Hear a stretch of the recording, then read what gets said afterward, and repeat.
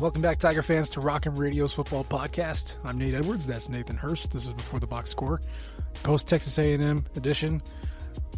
We don't need to dance around it. Missouri lost. Kind of embarrassing fashion. It was not close, no matter what the score says. And we can really just jump into it here. I know that we talked during the midweek show. I was very pessimistic about Missouri's chances. And truthfully, I was kind of surprised that they scored 17. But the vibe was the same. They started a freshman quarterback who did not seem to be coached well. The offensive game plan was nonsensical at times. And much like 2015, the defense did enough to keep you around, but not enough to win the game on their own, which is what they really needed to do. And a more complete team in Texas A&M pulled away and won because they're the third best team in the nation. Is there anything I'm forgetting here, Nathan Hurst? No, I mean, that's pretty much covered it. Defense was plenty good enough to win this game, as has been the case the entire season. And what we expected to be the case when we talked about the game on Wednesday, the offense coming into the year we knew was going to be the weak spot of this team. We kind of were lulled into a false sense of security early on in the season. And then it kind of came back to earth, and then it really went below the earth once you're forced to play your third string quarterback. Because then all the flaws that the rest of the offense has come out in spades when they can't be papered over by a quarterback. While with his own flaws, did do some good things in Pabula, mobile, able to escape some pressure, some level of experience, at least in a college system, if not on the field experience, that Matt Zollers just doesn't have. And so it was kind of a confluence of all those factors played into one. Yeah. Very frustrating, not frustrating that they lost, because A&M is a really good team. Mm-hmm. In fact, they may end up being the best team in the country, certainly a top 2 team, I think, or top 3 team in the country. No shame in losing to them. What was incredibly disappointing was the preparation or lack thereof for playing a true freshman quarterback who has started 2 games in the last 2 years. Oh, I see what you're saying. Yeah. He started his first, maybe 3. I think he actually got injured on his 3rd game of his senior season in high school. Did not play the rest of that year. Did not play the rest of this year until the 3rd quarter 2 weeks ago, and then his start. And nonsensical is a kind word to use the game plan that they came in with, which seemed to consist of throw the ball down the field 30 yards and hope they commit pass interference penalties. And that was it. That was the strategy. Let's try to get as many pass interference penalties as we can. They got a couple. They probably could have got a couple more. But even had they gotten pass interference penalties on all 8 times, they threw the ball 20 yards plus, which is double the amount that they'd thrown it downfield that far all season. They still wouldn't have scored, because you can't score a touchdown on a penalty if you don't actually get the ball across the goal line. So we can dig into it a little bit more specifically. But that seemed to be their strategy. We're going to go against this fearsome pass rush, hope we can protect long enough for our receivers to physically run 30 yards downfield, and then throw it to them. They're not going to be open, but we're going to throw it to them anyway, and then hope something good happens. And it happened. And what happened after that was exactly what you would expect with a game plan like that. You are leaving out the actual tactical acumen of pretend that you're looking at the sideline to get the play and then snap the ball. So that it worked you get once. A head start. It worked the first time. It did not work any of the other times. Texas A&M is smart. Okay. They have eyes and a brain. Yes. Yeah. They don't even have to be smart. They just have to have eyes and a brain. It did work once. I'll give them credit for a nice little trick play once. If this was the worst play calling performance, if this was the worst quarterbacking performance of the year, maybe I wouldn't feel so strongly about the specifics of this outcome. Like I said on Wednesday, I was less concerned about does Missouri win or lose, mostly because I had written off that as a loss. I was more concerned with the management of Matt Zollers. Can we keep him mentally locked in and wanting to play for this team, play this sport long term? And I think we mentioned just kind of offhand, like, I'm sure the staff will be able to prepare him for that. And boy, what was that? What a silly assumption that was. I don't know who to point the finger to on this. I'm going to lean Kirby more just because the way he calls a game has been more and more curious to me as the seasons have gone on. But it seemed like, first and foremost, yeah, what are you doing calling 24 pass plays?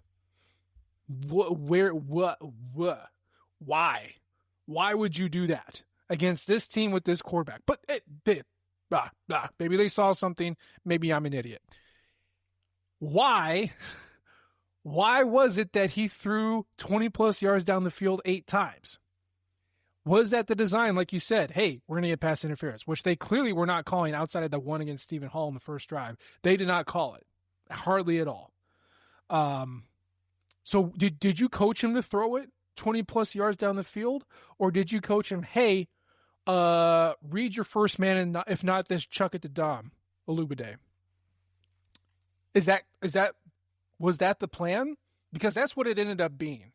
And if this is, well, we actually coached him to do this, but then he chose to take that deep shot, is he not coachable? Was he just do not say stop doing that. Don't do that after the third time or the fourth time. I needed 2. I needed 2 of that to see that it was not the right choice. It seems like Matt Zollers right now has 2 passes that he can throw.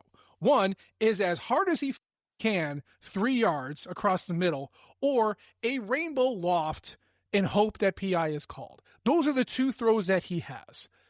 How have we not gotten him beyond that? Again, is he not coachable, or have you not done it?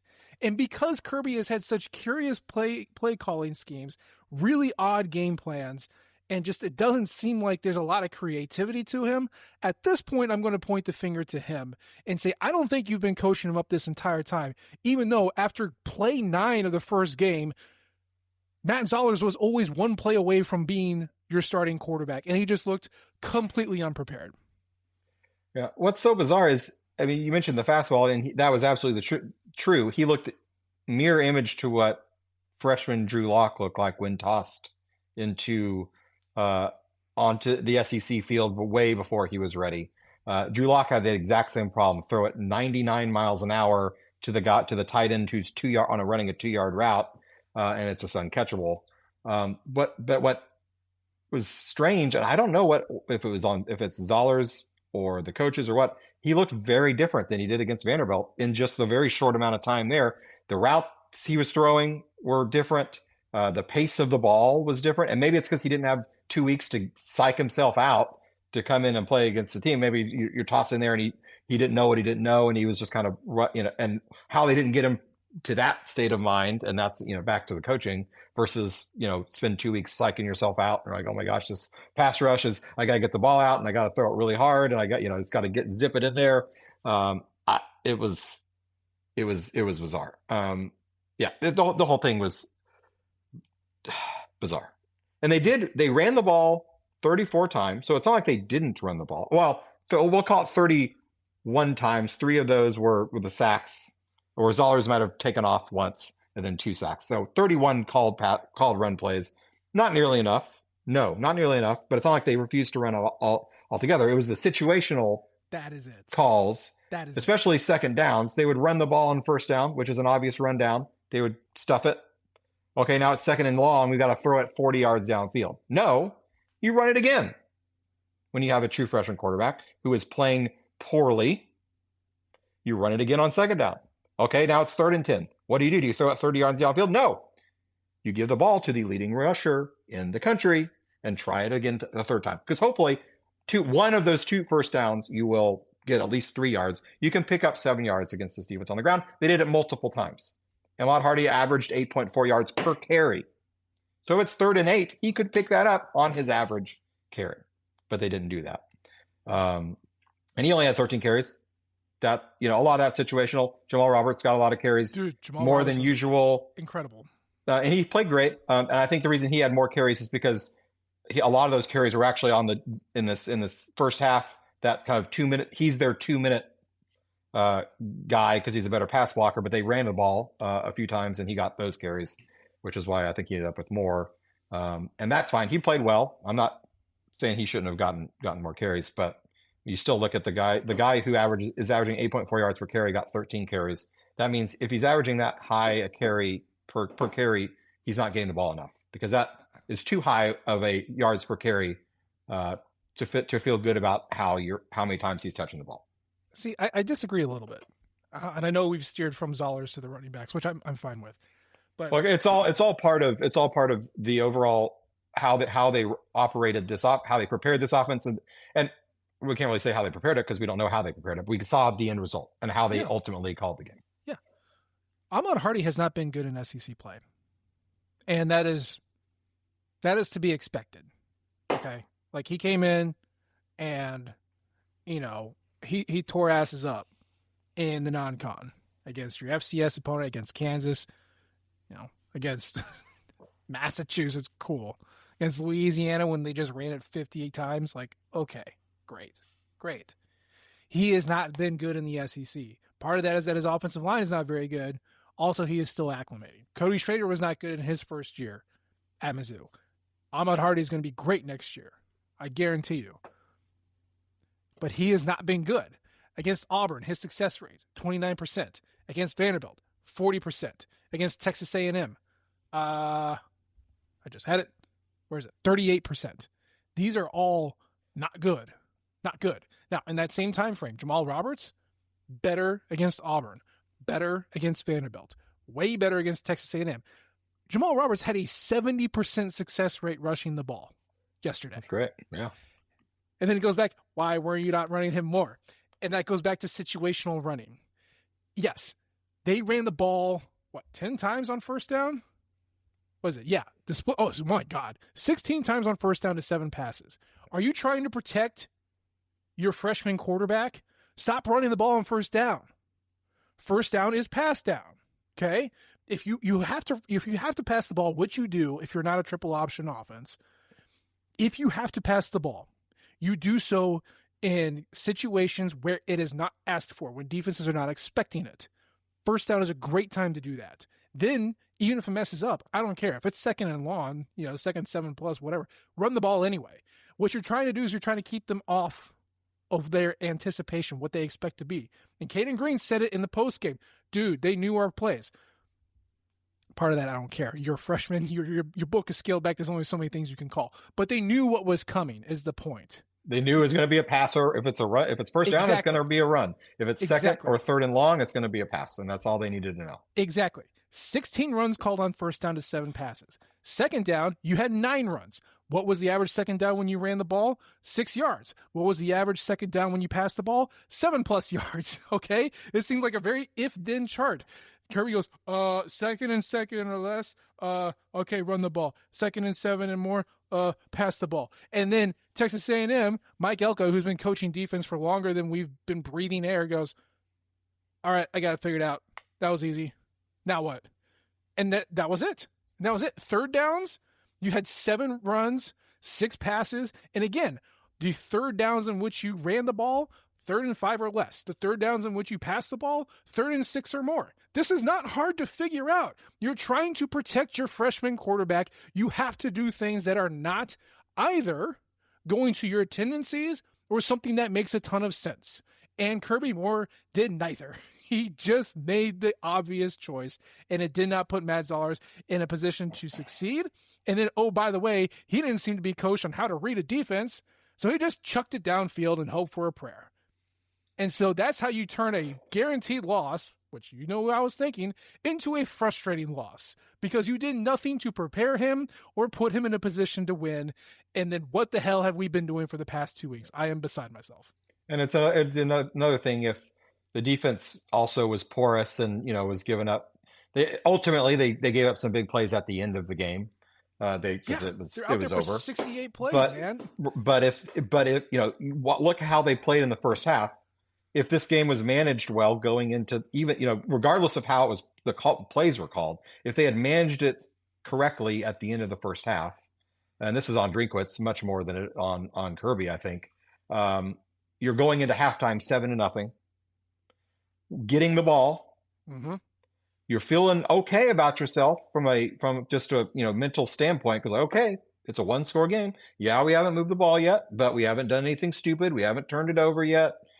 Defense is playing well. We gotta get the ball, come out, run the ball well to go down, score. It's tie game. But that wasn't the case. And instead, we decided we're going to go on a two. I'm Eli Drinkwitz. I get the ball with less than 2 minutes left. No matter what, I'm going going to chuck it down. The clock be damned. Situation be damned. And I will give them credit only in that they had two tight ends back to block the play that he ultimately fumbled directly. He has a bad habit of just like handing the ball to the other team as they're running the other direction. But that wasn't his fault.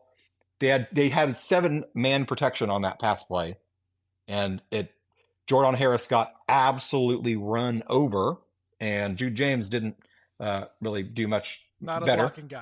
Not a blocking Didn't do much guy. better. Now, yes, we're missing Brett Norfleet, so that hurts. That would be Brett Norfleet protecting the edge there as opposed to Jude James had he been healthy, but he's not. So you got to know that. And instead, you could have run the ball 2 or 3 times, run the clock all the way down, and then punted away with 20 seconds left. I guarantee you A&M would have taken a knee because they're playing conservative. They did nothing to they did nothing to try in this game because they didn't need to. They knew they didn't need to, and they wouldn't have. And then you'd be going into half down a score. And so that that situation, and that's not new. That's not a new thing where Mizzou screwed up a chain end of half situation. So that's just kind of a repeating frustration. I kind of looking at coaching at the whole. I think there's 2 plays that encapsulated, I think, the entire game from a coaching perspective. So we just talked about one of them. That with a minute left, second and long, I think it was the second down. Obvious blitz, may have been third down. It was something in 10. A&M obvious blitz. They had 7 or 8 guys on the line. They are bringing the heat as they should have done. That's the smart thing to do against a guy who can't do anything. And you're not worried about the back end at all. Obviously, they are going to bring the heat. It's obvious. Mizzou has a timeout, at least one timeout in their back pocket. What happens? No check at the line. We're running this play. This is the play we're running. Boom. Rushed, fumble, ball run back to the 1-yard line. Disaster. Fast forward, other side. Third quarter, 3rd and 8 or so for A&M. They have the ball. Batoon calls an all-out blitz. We've got 9 guys at the line. Yeah. Obviously, at least 8 of them are coming. What happens? Marcel Reed, change the play. Receivers change a little. It's still two on the short side of the field, but they change their alignment. So it's obviously that they've audibled out of the whatever call they had. Throw the little screen pass to Concepcion over on the side, 60-yard touchdown. Right? There was a change. They saw what was happening. There was a change. They made the right change. It led to a great play, and that wasn't necessarily on the defense. They were in the wrong call. They were caught in the wrong call with their hand in the cookie jar. It was a great job by Reed to recognize it, make the change, but he was coached up to do that. That was not the case on the other side of the ball, and that is the second, makes it 2 straight years where the A&M coaching staff put absolute clown shoes on the Mizzou coaching staff, and that's a very good coaching staff that A&M has. They do that to a lot of folks, but it's frustrating to see it happen 2 years in a row. Yeah. And we haven't even talked about special teams yet. Well, the shambolic special teams, that has once again been a reoccurring problem for this program.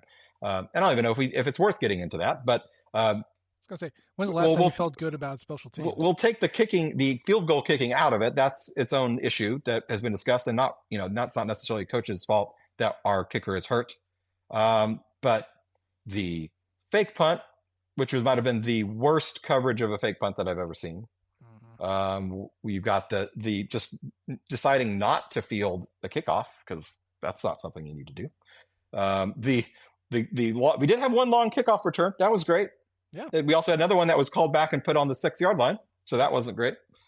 But it was, the repeating, I'm going to stop rambling because I'll just make myself matter. But the on the fake punt, they were in max return. When's the last time that this special teams unit has returned a punt for more than 5 yards. Why are they running a max return? You're getting the ball back. Call a fair catch. Be happy that you got to stop in a modicum of momentum at 21-7. Maybe we can go and score again, and all of a sudden it's a one play game or one score game. But nope, everyone's turned around, running back. No one, not a single person thought that they perhaps would run a fake there. Great coaching on their end. Not so much, which seems to be a common theme on that side of the ball. When is, or I guess, what was the last season where you felt really good, confident, happy about Missouri's special teams just in general? Big Gary Pinkel teams. Really? Yeah, probably. Jeremy Macklin returning punts and kickoffs. Probably. Jeez, we're going back to 2008. Yeah. That's the last time you felt good about it. Yes, they have been a bad unit. I mean, short of like if we take out like field goal kicking, which is such a tiny part of and very little of the actual coaching that goes into special teams, it has not been a good unit for a long time, long time. Okay. And you don't blame this current staff on Barry Odom's. Not that his wasn't horrible, but it wasn't a plus for the team. By any means. So I'm looking at special team ranks on SP Plus. The highest ever was 3rd in 2008. So there you go. There's credence to your feeling. Second best was 7th under Barry Odom in 2017. Okay, I don't remember that, but I will take the numbers for it. 2010 was 10th, and 2014 was 19th. So those are like your top 4. Let me rattle off special teams ranks since 2020. 2020, 25th. 2021, 11th. Ooh, that was a good year. 2022, where did you go? 38th. 2023, 45th. 2024, 98th. And then as of this week, 116th. Eric Link. Let's talk about what you're doing, man. Doesn't seem to be working, or not doing. I don't know. That's such a stark drop off too. Is it? And it's not even thicker related. Like, it's not even thicker related. No, it seems as if that not even beyond Eric Link, that the emphasis on the importance of that part of the game has drastically fallen off. And I don't have like play charts in front of me to see what are their starters they used to have starters in those units, and that's no longer the case. I don't think so. I don't remember Nick Bolton playing special teams under Eli Drinkwitz. So that I don't think so. The fact that it went from the 20s and the 30s, which is if you have a team in the 30s in special teams, that's fine. As long as special teams doesn't cost you and hurt you, you're okay with that. All right. Now it can be a plus, and that's great if you do it well, but as long as it doesn't hurt you, if you could break even on your special teams, you feel good about it. But the last 2 years, that has not been the case. It has been horrible. And that's everything from punt coverage, kick coverage, punt return, kick return, being able to actually punt the ball more than 30 yards, which is a whole nother thing. But they certainly struggle with that this year. It's everything altogether. And then you sprinkle on top the fact that you've got a true freshman kicker that is struggling as well. That doesn't help. Yeah, to the point where you're bringing off your kickoff specialist to attempt a one field goal, and he made the one that you needed to make. Yeah, it's not great. I thought special teams was actually going to be better this year, just because there's a lot of depth at linebacker and safety, and that tends to be your special teamers. Not the case. Not the case. Kevin Coleman came really close to returning a punt for 10 yards. I don't have it with me. I don't know the last time Missouri returned a punt more than 10 yards. And I remember way back in 2010, Gary Pinkel did a Tiger Talk that I was at, and somebody mentioned special teams. Like, who the hell does that? Who in Gen Pop asks a football coach about special teams? And he said his philosophy was, I want to put anybody back there who can return a punt 10 yards. Because that's a first down. That's a free first down. And if you weren't doing it, then he'd cycle out to the next person. And I didn't track it back then. There's plenty of fair catches, I'm sure. But his goal was to put somebody back there to get you 10 yards on a punt return, and if you didn't, then the next person would be put in. TJ Moe was great at this. Jeremy Maclin was very good at this, obviously. I don't know if Eli Drinkwitz has had a punt returned 10 yards in his entire career. Luther had one that he took back to the house. That might be the only one. That was his freshman year, right? Yeah. That was it. So 22. And that's your unicorn receiver that you'll never have the same kind of talent again. So they took that. So there you go. It's free yards, man. Like, that's why they call it special teams, is because it can provide margins. And when you play football like Eli Drinkwitz likes to play football, which is rock fight, you need to win at the margins. Special teams is a really easy way to do that. Having a bomb-ass kicker who can nail it from 68, that helps. Having a punter who can punt it more than 37 yards, which is about Connor Wesselman's average right now, that helps. It just sets your field position back. Makes it harder for them, makes it easier for you. Simple as that. And they're not making it easier for them. They're not making it harder for the other team. And then sometimes Jamal Roberts goes back there and misses the kick. Let's A&M recover. At that point, I mean, who even cares? But it's a symptom of a larger problem that we've been seeing. So, yeah, it wasn't a fun watch. I think we can say that. I didn't think they were going to win. I was surprised it looked so unprepared, given that you had 2 weeks. Remember when we thought Eli Drinkwitz was unbeatable after a bye week? I remember that. The last couple of years has not been the case. Has not. It meant he stopped playing Vanderbilt after bye weeks. It's really what it comes down to. Also, Vanderbilt got good. Yeah, I mean, to be fair, though, this year their games after bye weeks have been 2 top 10 teams. Yeah, which is difficult. But you'd also hope that would prepare them, give them a better shot. And I guess perhaps for Alabama it did, but that was not the case. Not the case this week. No. And guess what? Texas A&M is going to be on the schedule for the next 4 years.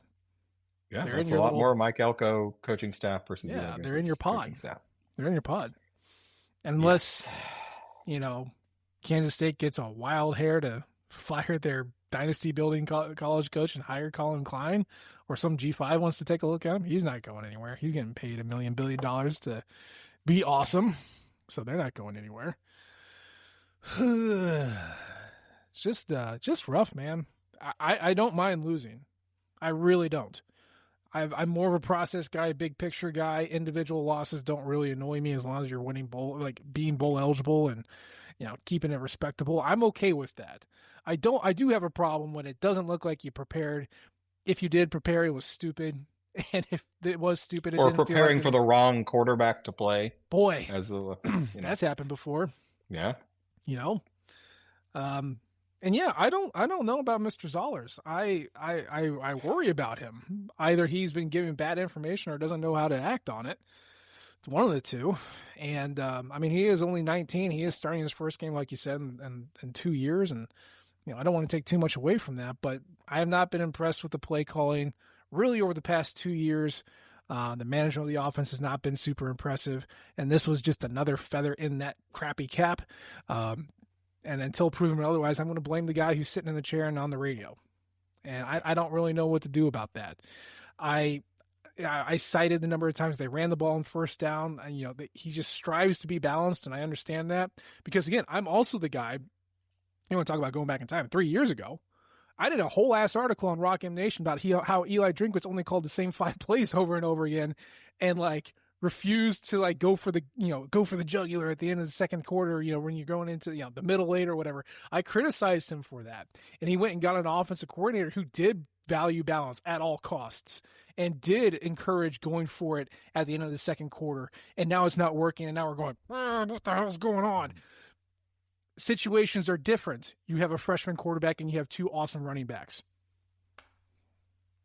Let's find a way to do that more. Not only outside zone 18,000 times, but like what Iowa's done this year, a little bit of inside, a little bit of outside, a little bit of gap, a little bit of zone. They're getting creative and trying to rotate their guys because that's all Iowa does, and it's working. Similar approach here. You're not going to be able to throw the ball. Call 17 passes max. You got 2 awesome running backs. Let's see what. Or run a single RPO. They have not run a single run pass option in certainly since Kirby Morris has arrived. I don't know if Drinkwitz has ever called an RPO, where you actually have a legitimate. Yeah. There's a wide receiver out here running a slant, and I'm watching the linebacker, and if he covers the wide receiver, I'm going to hand it off, and if he steps up to cover the handoff, I'm going to throw it right over his head to the receiver. That is a really easy way to find open receivers, and if he's not open, then you hand it off. It's a super easy read, and it's an easy way to create space for a receiver, for a quarterback who's struggling, who's having confidence issues, who's having problems identifying who's open. You're literally looking at one player on the other team, and based on what he does, you do something else. And that's apparently not in the playbook, which is frustrating a lot of too. Play action. I mean, you want the old school play action where they turn their back to the entire back to the defense and roll, bootleg out the other way, and that's great, once every 3 games, but they run it 4 times or 5 times a game, which is frustrating. You watch Texas A&M ran the RPOs 10 times. It worked just about every time. Even if if the receiver's not open, you can hand it off and you're going to get a couple yards. It's much better than throwing an incomplete pass to a covered receiver, because then you don't get any yards. You can hand it off if the guy's covered.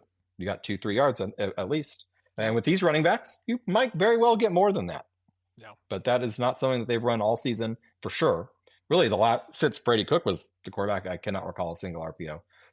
I don't think Connor Bazelak ran one either, but I'm having a hard time recalling specific file plays not found on the Connor Bazelak era. Yeah. I mean, you may choose to have wiped that from your memory, but that is a part of a key part of many, if not most, good offenses in the country are running some level of RPOs, and it doesn't mean you have to run every play at RPO, but have it in your bag so that you're putting the other defense in a bind where the linebacker can't make the right decision. Yeah, whatever decision he makes is going to be wrong, but you're not making it hard on the other defense. And there's a lot of ways you can make it hard on the other defense, and they try some misdirection, which hasn't worked. They've tried some play action, not a whole lot, but when they do, it's usually the exact same rollout, and you've got either a running back or a tight end in the flat.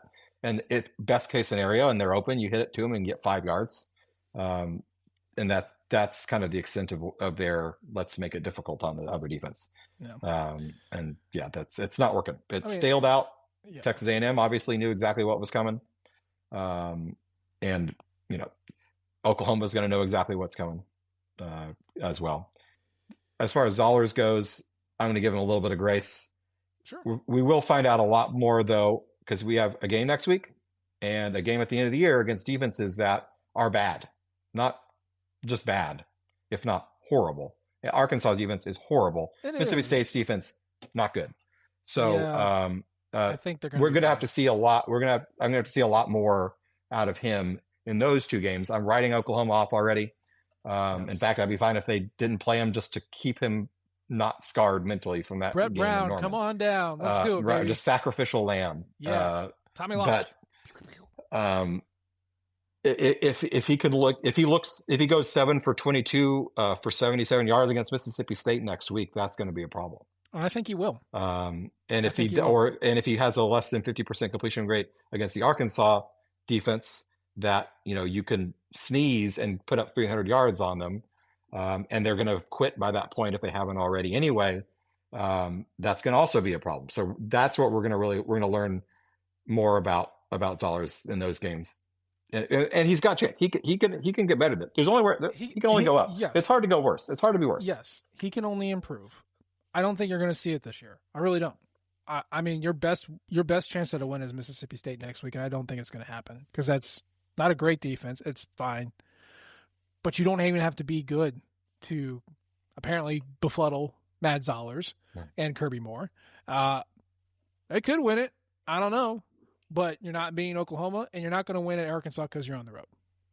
That's just their offense is good enough that it's this offense will not. Even if this offense plays well, will not be able to keep up with. No. Even if the defense plays well, that is a elite offense. Elite offense. You know what Texas A&M just did to Missouri?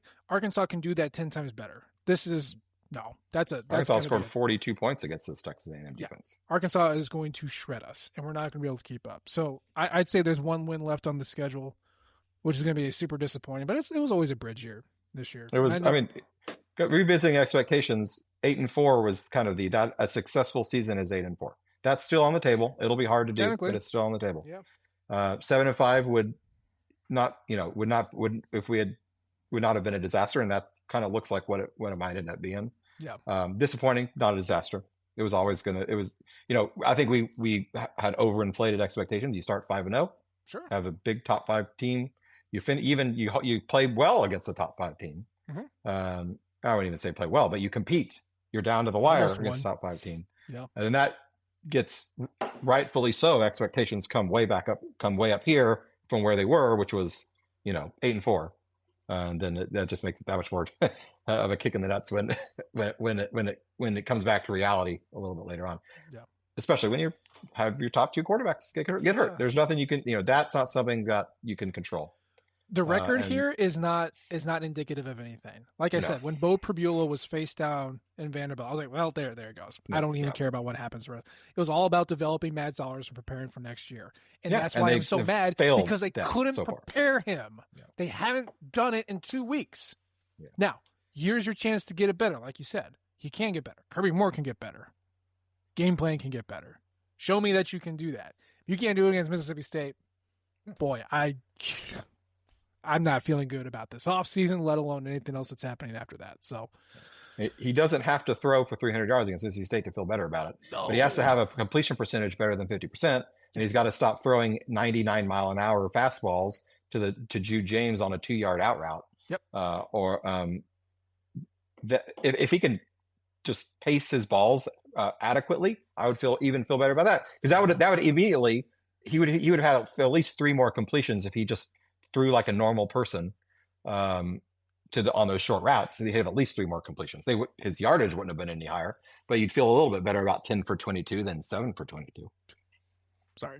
Pace your balls sounds like a really funny way of telling someone to chill out, and I'm going to take that. Well, I mean, he also could do that too.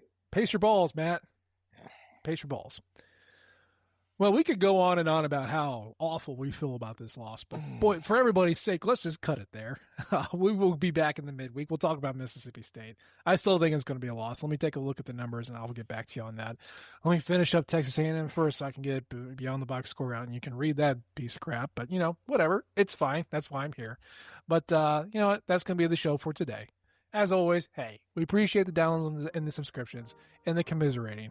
I hope, if anything, this just made you feel like, hey, you're not alone. It sucked. But we're going to move on. So leave a comment, rate us. We love all types of feedback from you all. You can follow us on Twitter. I'm at H.E. Edwards. He's at Burst to Hurst. And, of course, you can follow the Rockin' flagship at Rockin' Nation and our podcasting outlet at Rockin' Radio. We appreciate you tuning in this time. We'll try to do better next time. So does the team. And until then, M-I-Z. Z-O-U. Thank you, everyone, for tuning in to Rock M Radio, a proud partner of Fans First Sports Network. Rock M Radio is the official podcast network of Rock M Plus, a new and exciting subscription service provided by me and the other voices of Rock M Radio. Please take a few moments to head over to rockm.plus and sign up for an account today. The cost is only $5 a month, and benefits include access to our live podcast, a subscriber-only message board, weekly newsletters, and more.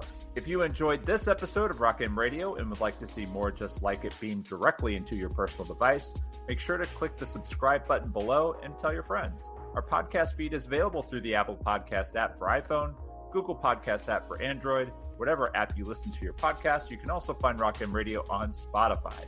If you're looking for a podcast about your favorite team that is not Missouri Tigers, Fan First Sports Network is your answer. A full podcast network loaded with the team-specific podcasts covering Major League Baseball, the NFL, NHL, NBA, MLS, and more. And we'll be back with more episodes of Rock M Radio coming to you soon.